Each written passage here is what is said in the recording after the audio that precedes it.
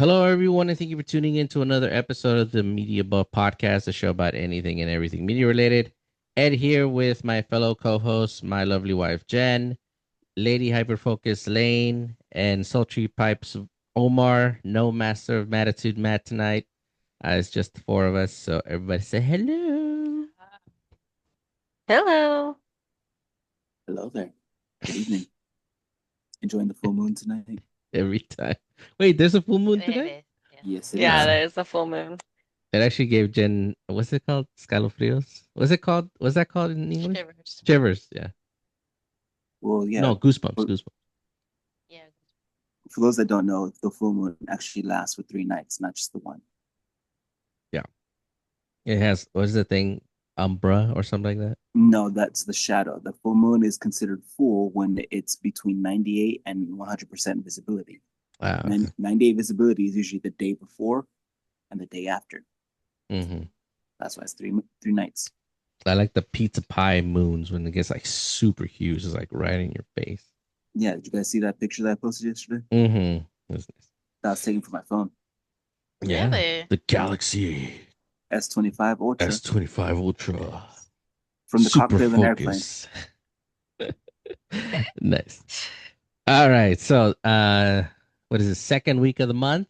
Yes. Recommendations. So take it away, Lane. Okay. So I'm going to be talking about Gravity Falls. Um, it's not a new show. It's been out for a while, like 2012. Yeah. It's been a Um, minute.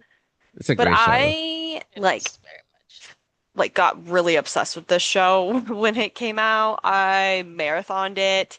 I did cosplays from it. I You even made like did? I made my own like bill triangle, like Nice. yeah. So, I the one thing that I like about it is it was a show that the creator had a vision for it, a start and a finish Uh-huh. for it. So it wasn't like something that like someone made and then they're just like keep making random As seasons they go along, yeah. as they go Making it up as they along go to along. try to keep Mm-hmm. going with it. Um, he was like, nope, 2 seasons. We need this many seasons to get this story arc. So it's a Mm-hmm. full, complete story. So you're not left on a cliffhanger. You Mm-hmm. feel like all your questions are answered. Mm-hmm. So I really appreciate that. It's available on Hulu, Disney Plus, Apple TV, Oh um, wow. It's on a any lot of of those streaming platforms. sites. Wow. Um, so not only is it like a animated show that's like, for children, but it also is really enjoyable for adults because there's a lot of um, Adult humor. adult humor. Like even like if you think about like what the show is about, you're just Yeah. like, okay, like alternate universes and like a Mm-hmm. being of chaos wanting to destroy a whole universe and Mm-hmm. so it's like very like kind of adult themed, but it's very like Yeah. children-esque. Some Um, some people have gone on record to say that they think of it as a supernatural animated series. yes, it's great. Um, the cast of voice actors is really great. Yeah. You got Kristen Satchel, Mm-hmm. Jason Ritter, Alex Hirsch. You got Kevin Michael. What's his name? Kevin Michael Richardson. I can't why I couldn't remember his last name. Nick Offerman's even like does Yeah. some voice acting in this. John DiMaggio, who's pretty much Grunkle in Stan. everything. Yeah. Um, He's Grunkle Stan. no, John DiMaggio is not. Alex Hirsch is Grunkle Stan. Um, Really? John DiMaggio's Bender. No, John I know he's, DiMaggio but is in Gravity Love Falls, he's. God is like who he plays in Oh, that's this. Yeah. right. That's right. Yeah, Yeah. so even J.K. Simmons is in Yeah, it. he's Grunkle Um, Stan's brother. yeah, so great cast, a lot of great like cameo appearances, like Mark Hamill Yeah. makes an appearance, John And Oliver, so T.J. did Miller. so did Jennifer Yeah, Coolidge. yes, She she's in voiced it. Lazy Susan. Yes. Yeah. She did. So it's got a great cast, and the story is really fun. It's essentially set in a place called Gravity Falls, which is located in uh, Oregon, right? Oregon. Yeah. And it's an And actual place, huh? I Like, think is it it? is an actual place. But in the show, it's supposed to be like the site of like a UFO landing. Mm-hmm. Yes. And so then like weird stuff happens there, and it centers Mm-hmm. around like these two twins named Dipper and Mabel, and they Yeah. go out to for the summer to stay with their Grunkle Stan at his place called the Mystery Shack, and it's like a Mm-hmm. tourist attraction. Yeah. And just weird stuff starts happening. I think like the first episode, like Domes. there's like The gnomes. the gnomes, like it's like a zombie, but then it's actually gnomes, and they try to like take Mabel as like their queen, and Yeah. it's just so funny. And Yeah. Schmabular. yeah, and so the pretty much the premise is like Dipper finds like this mysterious book that starts, that explains all the weird stuff that happens and Mm-hmm. occurs, and the weird things and creatures that live in Gravity Falls. Um, and then it starts as they go along and meet more characters that live in this town.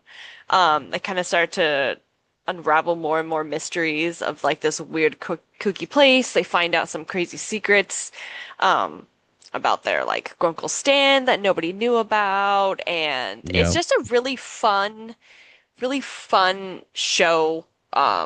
Like I said, it's got like a lot of the cool thing that I like is that at the end of each episode in like the credits, there's always like this clue or something that you Yeah. can like write down, and then like you can solve like this Try weird to decipher. mystery. Mm-hmm.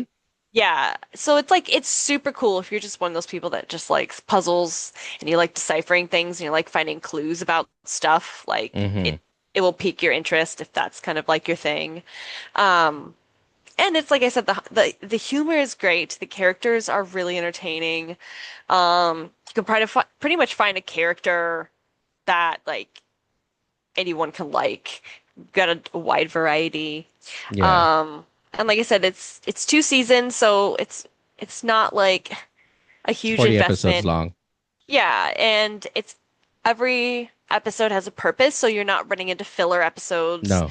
You're not being like, oh man, okay, I could skip this episode. And even filler Um, episodes still kind of tag back to the main focus of the story, of the overall story of the show. yeah, exactly. Um, so honestly, I enjoyed it so much.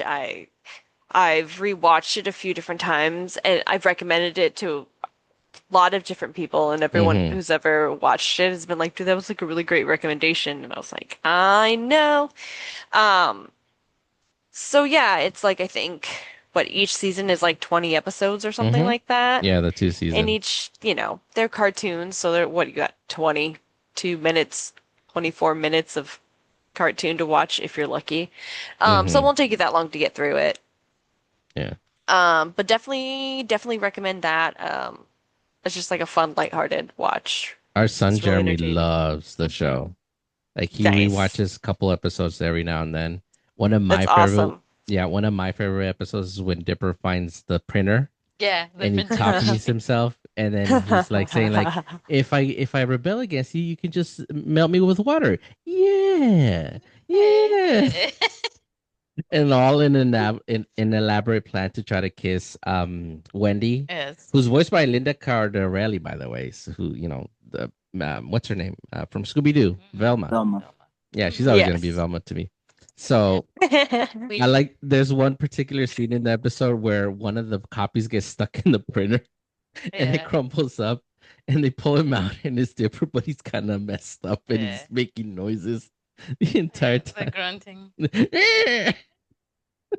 I've never seen the Totally. show, so I don't know what you guys are saying. Dude, or talking watch it. about. It's Yeah, so it's funny. It's And the fun. references they make to like, Yeah. the Terminator, Aliens, Predator, The first episode they kind of make fun of Twilight and zombies because Yes. he thinks at first it's a vampire and then he thinks it's a zombie, but then it turns out to be a gnome. A bunch So of gnomes. so everybody got it wrong. It's like a zombie. Zombie.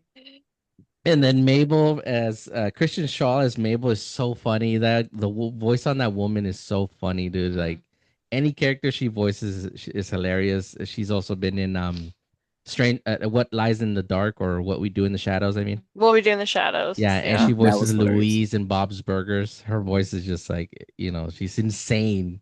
Like that She's woman's like insane. such but an she's iconic voice. Her voice is iconic. Yeah. It's Like, so everyone knows it. You know exactly who she is. yeah. Like I loved her in 30 Rock. She was literally insane in 30 Rock. She's so funny.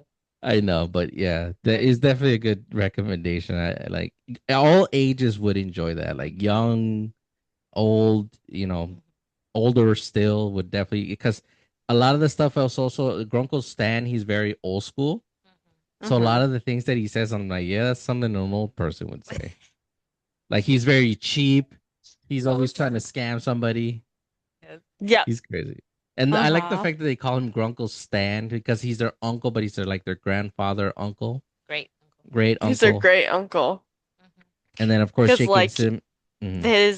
their grandfather is like the youngest sibling of like Grunkle Stan and then his twin brother. So Yeah, they're, like, who's voiced by J.K. Simmons. yeah. Yeah. Shoot, we even bought our son the Dipper hat. Yes. 'Cause he Jeremy wanted has to- a Dipper hat with the little I bought the tree. journal, the journal, six the finger, handbook. Yeah, the the six finger handbook. journal. Mm-hmm. Yeah, has all the stuff in the book, like the gnomes and like Yeah. all the fun stuff. Yeah, I basically, bought the book. one thing I like about the show is that everything that they go up against, they can find an answer to it in the book. And Dipper basically like, oh, let's see how to fight this guy. And that's one of the reasons that a lot of people compare it to Supernatural because Yeah. Dipper and Mabel are basically Dan and Dean and Sam, except one is a girl. Freaking even Nick Offerman voiced a character in one of the episodes. He was Agent Powers, I think. But Yeah. it definitely a good show. Kind of sounds like that Gumball series. Oh God, no! Oh God, no! Hell no! Mhm. Although I think I think one of the creators did have a hand in Gumball, but it's definitely not like that. But Yeah, because I seen like little clips of Gumball, and it's pretty subliminal messaging. oh yeah, Oh, yeah. 100%. Oh, for sure. Yeah, Yeah. but this 100%. one is a little more straight to the point. Yes. Doesn't really beat around the bush, and some of the jokes that they have for the adults, even the kids can kind of understand it because it's a kid doing it. Yes. So it just makes it that much funnier. Yeah, Mm. but yeah, good recommendation, Lane. Very Yeah. very I was like, I was like, been thinking about it. I'm like, one of these days I'm going to recommend Gravity Falls, and then I was like, well, I don't have like a go-to this week, so it's gonna be Gravity Falls. Pulled it out of the Gravity chamber. Falls. Yeah, I was Yeah. like, okay, here is my emergency card. Dusha played it. Nice. You activated my trap card. Yeah, that's what it was. All right, who wants to go next? I guess I'll go. Yeah. All right. So, as I was saying earlier before we started recording, that my recommendation is a video game based off a failed movie series, well, failed movie attempt at building a universe.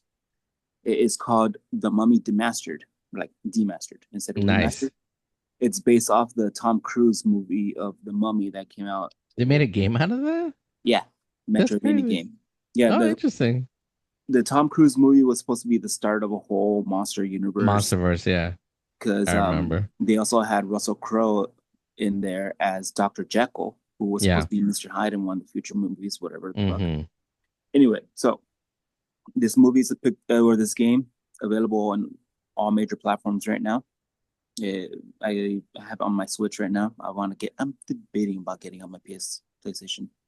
Anyway, you play a nameless soldier, part of the whole freaking. I've never seen the movies. I don't know what the fuck's going on, but you don't need to see the movie. but you play as a nameless soldier. There's no defining features of it. Your face is all covered up with ski mask, goggles, or whatever the fuck. And you go around and, well, it's a classic Metrovania style game. You fight, you go explore a temple, trying to stop the mummy who's based off the actress, or like her likeness is based off the actress that played the evil villain mummy Amanet, I think her name was called, from the Yeah. movie. And then the like your superior is the character that Russell Crowe plays, and it's in his likeness as well. So when you go through like text boxes, you see Russell Crowe's face right there, kind of like Mhm. like Metal Gear. Yep. So what's cool about it, what's kind of unique, is that since you're a nameless soldier in this huge army, every time you die, you come back as a different soldier, and your former self becomes zombified, and it kind of has like a Dark Souls element where you have to fight your former self in order to get all the power ups that you've collected along the way. You start off with a basic machine gun that fires little pellets at you, but the thing is, Nice. if you die, your zombified, mummified version of yourself from before has all your other weapons too. Any grenades, flamethrower, freaking shotguns, anything that you have, even your special abilities like your traversals. Nice. So it does have that Souls type element where you lose your power ups if you fuck up. Bosses and enemies are pretty hard, but the game itself is actually really fun. And they're hard to, but not like freaking control, raging destruction kind of hard. Pixar is pretty nice. It's something actually that I kind of want in the same vein as the game that we're trying to make, or we want to make, Ed, in Right. Crusade Yeah. Arms. It's very Super Metroid style, Nice. and the music is actually not too bad either. It's very not ethereal, but like environmental. It goes from like deep caverns to freaking the deserts of, I guess, Egypt, because it doesn't even really look like Egypt, but it just looks like a whole desert wasteland kind of thing. It's And the desert level in Mario Brothers. basically, yeah, except there's no sun that tries to attack you. Mm-hmm. But yeah, it's a really cool. Like, it should only take you about 5-6 hours to beat the game if you don't die constantly. Yeah. The power ups are pretty cool because instead of getting like your traditional double jump, you get like a freaking air dash.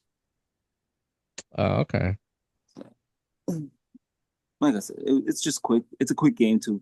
It shouldn't be too expensive, like $20 at the most. It's digital Yeah, only, not but I bad. think they came out with like a physical release for short run. Oh, nice. Okay. Yeah, I know Limited Run likes to do that for games sometimes.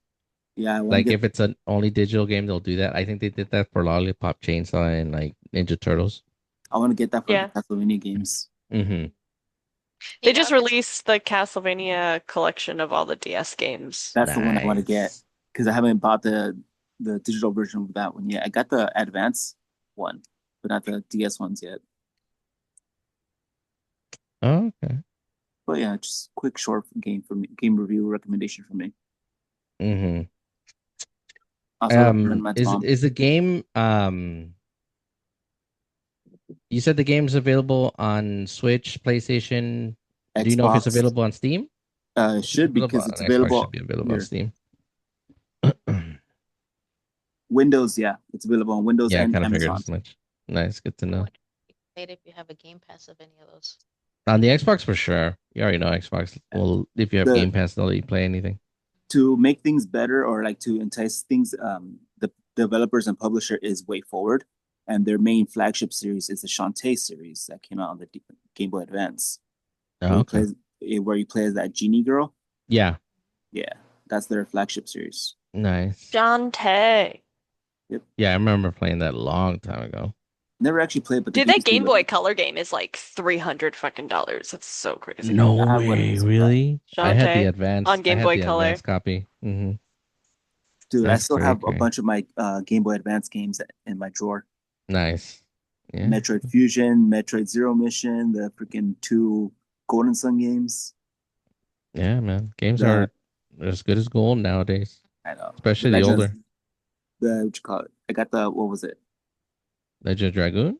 No, wait, No, they no, didn't do no. that on the advance. Although that would have been The cool. Link to the Past game. Nice. That's cool. And Four Swords.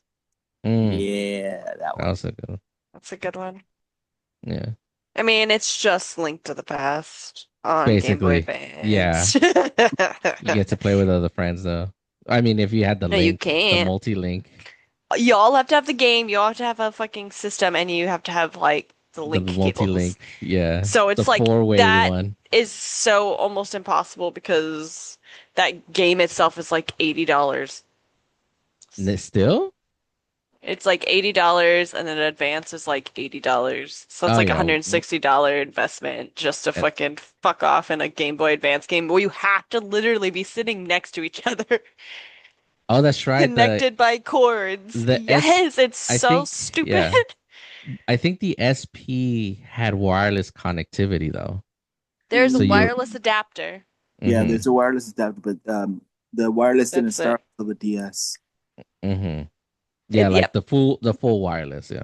Yeah, Yeah. So you Good had to times. sit there linked together like an yeah. idiot. We Dude, actually we had to we socialize. we went through everything when it came to the advancements of gaming. Like kids with wireless controllers, you just look at them as like you immediately adopted the wireless. I was born without it, molded by it. I didn't see a Now, wireless controller till I was already a man. what's worse is when we had to use the freaking street lights to play our Game Boy games. Because backlight was a privilege Beautiful, back then. beautiful. I love it. I love it. All the developments we've seen. Hell yeah, dude. We've seen like Mhm. advancements in technology that nobody else has. If you look at our history, nobody has seen the amount of technological advancements that we have, our generation has. Yeah, but we also went through all the worst bullshit that we each share. Well, for the most part. I mean, a lot of people will argue with that, especially in the Renaissance, but I mean, that's a topic for another day. But you want to go next, Jen, or you want me to go? Yeah, I can All right. go. Okay, well, my this is like a go-to movie for me when I just want to turn my brain off. Then Yeah, just she not look. watches it like at least once a month. It's called Couples Retreat. Yeah. It came out back in 2009. Damn. Yep. It was directed by Peter Billingsley, which is, I don't know if you know, he's the kid from Christmas Story, Yeah. the main character. Oh, fudge. It was his His directorial directorial debut, debut. and it Yeah. was also written by John Favreau, Vince Vaughn, and Dana Fox. Yeah. And no, the cast of this movie is really great. Yeah. Like I mentioned, John Favreau's in it, Vince Vaughn, Jason Bateman, Yup. Face in Love, Kristen Davis, Maylene Eckerman, Kristen Bell, Mm-hmm. and Jean Reno, and the guy that plays Boba Fett is in it too. Yeah. And there's another guy by the name of Carlos Ponce who's also in it. Mm-hmm. But yeah, this movie is basically about it centers around all like say it's one, two, like four Four couples. couples. Yeah. Four couples. Four couples, Yeah. 4 or 5 couples. So they all go. It's basically Jason Bateman's idea to go to this Couples retreat. this couples retreat, because it would cost less if they invited the 3 other couples. Yeah. So it would save in cost.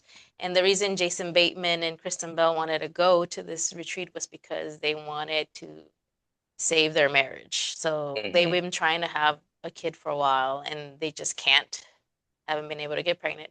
So they decided to work on their relationship, either that or they would get divorced. And Jason Bateman didn't really want to get divorced.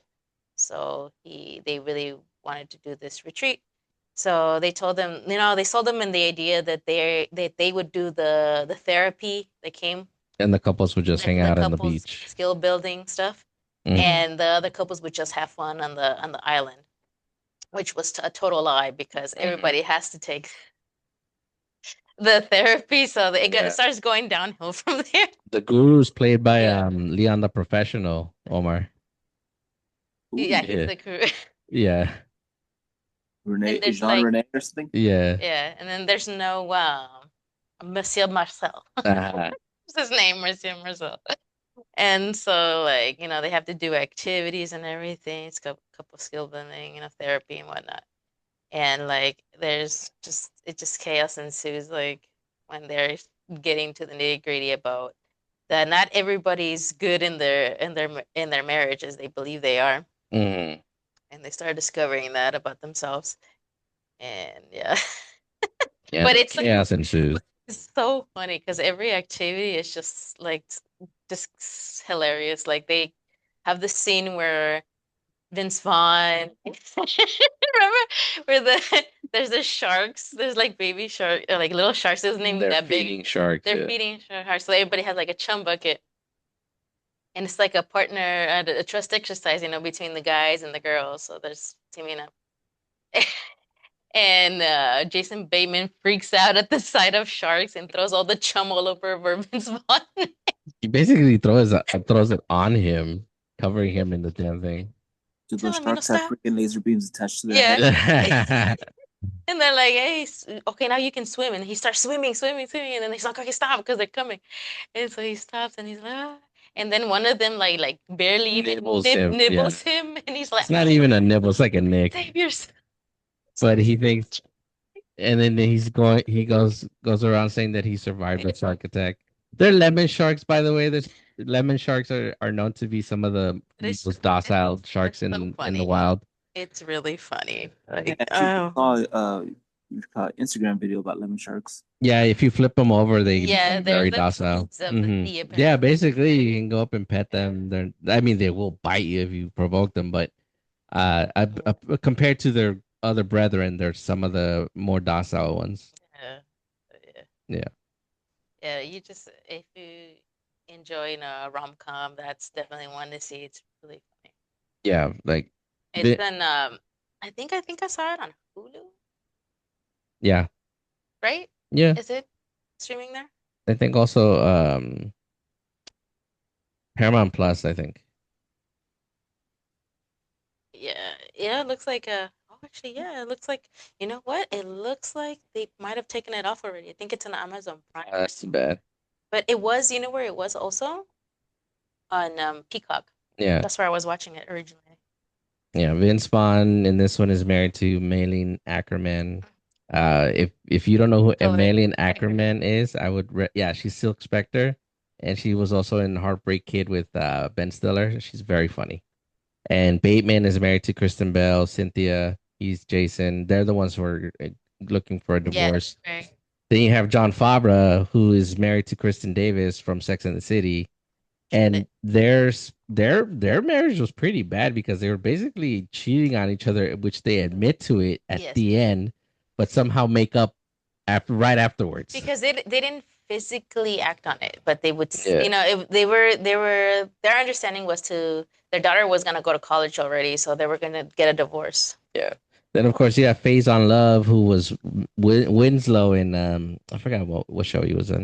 No, that's not Winslow. That's not Winslow? No. No, he was Pinky. Like, you messing with my money, Yes. you Smokey. Yeah, From next Friday or Friday. Yeah, that's him. And he's actually the only one who's not married because his was wife divorced. left him, Tasha Smith, Yeah. to He go was divorced. gallivanting, and he's with some like teenager girl there, and Like 20-year-old. he can't keep up with her because he's old. Trudy Trudy. was aspiring to be a manager. Yeah.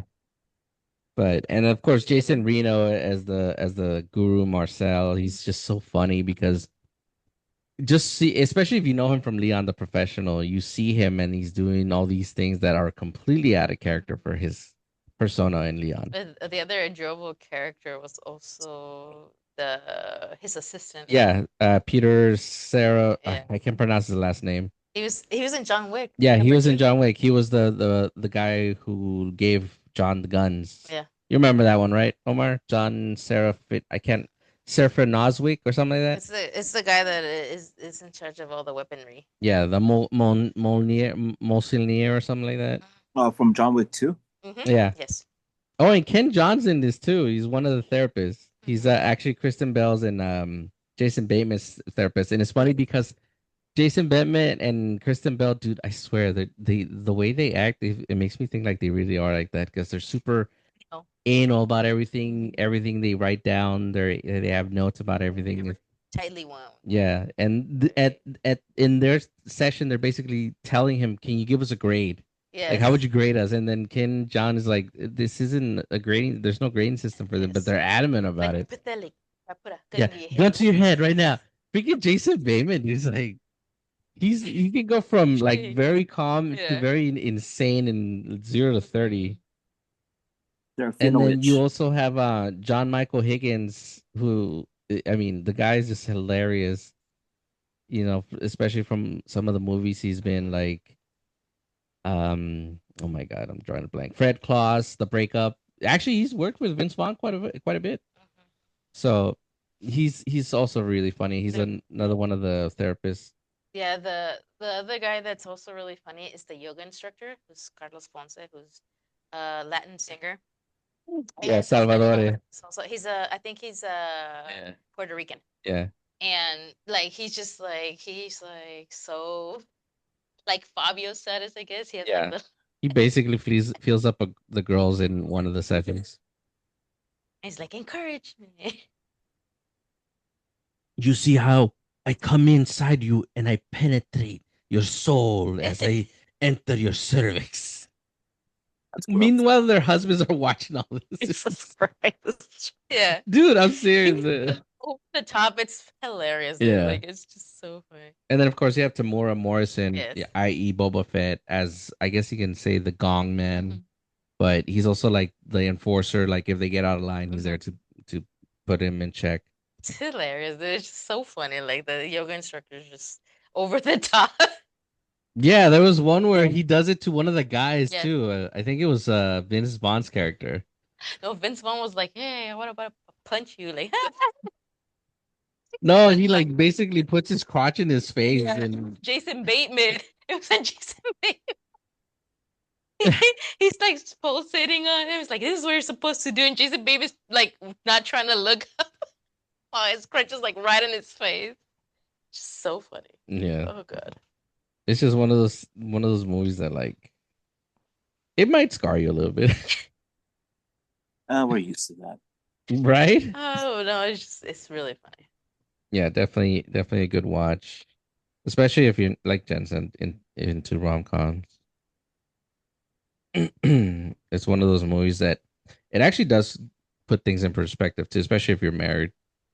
Or you're in a relationship, Yeah. trust me, because it's a lot to do with stuff like that. Hell yeah. And like it even You can relate if you've been in a relationship yeah, and or are in one. it does help also with like, no relationship is perfect no Mhm. matter how well it works.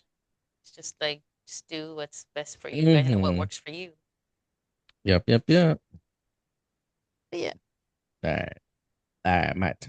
So the one thing I want to recommend with Alien Earth coming soon to Hulu, I wanted to recommend a comic book.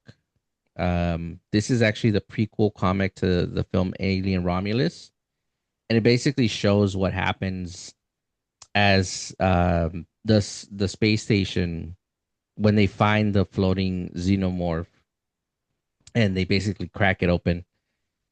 You have the main protagonist Hyla, who's like I guess the main security guard in the station, and they find the thing floating around. They bring it in. He's the xenomorph is in deep stasis, and they crack it open and they begin experimenting on it. Brooke, who's the synth, immediately starts working on it and is able to reverse engineer the alien's blood and create Prometheus fire. And the first thing he does is make a freaking facehugger. So basically, as the story progresses, Hyla begins to think that maybe they should dispose of the xenomorph simply because one, it's a threat to the entire station. Two, she feels that the experiments that they're doing are unethical, and they basically tell her to shut the hell up and just do her job. And for whatever reason, and it always happens with a rookie. A rookie, she tells one of the rookies we're gonna jettison this thing into space. And they're making their way to where the xenomorph is it's still in its cocoon thing, because you remember in the film you can see the giant stone it was in. Yes, it was So frozen. it was still in there, it was still asleep, and then for whatever reason the rookie wakes it up with its baton or stun baton, I think, and it immediately kills him. So that's when chaos ensues. Um, Basically, the Xeno immediately starts attacking people. Actually, it doesn't even start attacking right away. It attacks anybody who attacks him. They're shooting. They're trying to kill it, but he's being very methodical of how he's striking. He's not just outright attacking them straight on. He's again using the vents because that's what they do best. And one particular scene in the comic book, one guy gets kind of like the jump on him and he's about to kill it. But in true fashion, the Xeno's tail comes from behind the guy and just pierces his head, and the alien just obliterates him and rips him apart. All while Hyla is try to kill the thing, but freaking Rook is trying to get it trapped. Ultimately, they devise a plan to lock it and then seal off the entire place and then open, I guess, hatches so it gets expelled into space. But I forget who is it. I think it is Rook that sabotages the whole thing. And that's when Hyla, that's how, when we see the scene where he's all messed up and he's damaged, that's the scene we see Hyla basically messes up the Xeno. But in its like he says in its final swan song, it bleeds out its acid, and then kills Hyla, but also damages Rook severely. Now, during the entire time, the Xeno somehow gets to one of the labs where they were able to replicate a bunch of the face huggers. And dude basically makes it into a nest, and that's how we see all those other Xenos where that one corridor in the film, it was just crawling with them, and they basically make their home base right there. And it starts capturing members in the station one by one, getting them infected. And basically, it devised a really smart plan to basically build a small force to take over the base. But it himself takes point and tries to take out as many of the legitimate threats, mostly the security guards. But ultimately, it gets taken down. But I guess the other Xenos decide to just Why is stay. all of this happening? Oh, What? sorry, cat. Sorry, Oh, I just talked out loud. I was talking to my cat.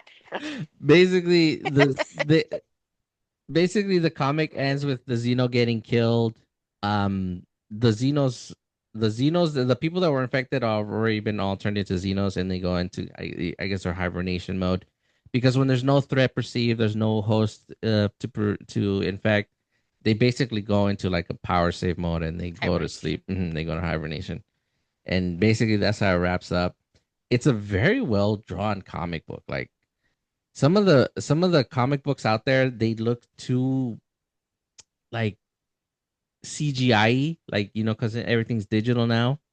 But Mhm. this one looked like they actually drew it by hand. Like the strokes on some of the characters in the panels, they look very drawn, like they were legitimately drawn by an artist. That it wasn't just an AI created image or something that was cut and paste, or they combined something and they made it look differently. And on top of that, it has different variants of the cover arts. One in particular is the one from Romulus, which shows one of the main characters with the face hugger on her face. Another one shows the Xeno with its face profile and is like drooling, like always. It's just one of those like if you were able to get a copy of those, they actually go for a lot now. Like, hang on, let me see how much they. So if you go online right now, you're looking to spend at least $30 for one of them. You Jesus you can get Christ. some of the less popular variant, Mhm. like the profile one is the cheapest one. You can get it for $4.99. But one of the rare ones, which is the limited edition of the Xeno, basically coming out of a shell, that's the more expensive one. They go for about 30 to $40. And some that are either signed or in really good condition can go up to 50. So it's definitely a hard Oh, comic to find. GameStop actually had them, and I was able to snag one, and thankfully it's just sealed. Although Jeremy did get to it once, he just wanted to look at it. So, Mm. but he didn't damage it, thank goodness. But I was looking at getting one of the regular variant arts. I didn't get one of the rarer ones, but definitely good read. I mean, you can read it online for like $2.99 if you go on Amazon, because you know how they have the comic book readers that you can read through your Kindle. Yeah, the comicsology thing. Yep. So it's not a hard one to find, and there's places that you can read it for free, or there's places that'll let you read like half of it for free or the first 5 pages. It's a short read actually. It's like 20 pages long, I think. That's usually how comics are. Yeah. But either way, it's a really good story, especially the character Hyla, dude. Like you immediately fall like not fall for her, but you immediately identify with her because she's the only one saying like we need to kill this thing, like, and nobody's listening to her, and even her own crew, because you know they're a third party security that they hired to work on the station with them. Even they're not like kind of paying attention to her, and it gets to the point where you're like, dude, listen, and like you're like right there yelling with her, like listen to her. It's like when you hear, you know, people yelling at the theater, go like, "Don't go in there." But that's my recommendation. Is yeah, it's a short read. It's something you shouldn't be too difficult to find.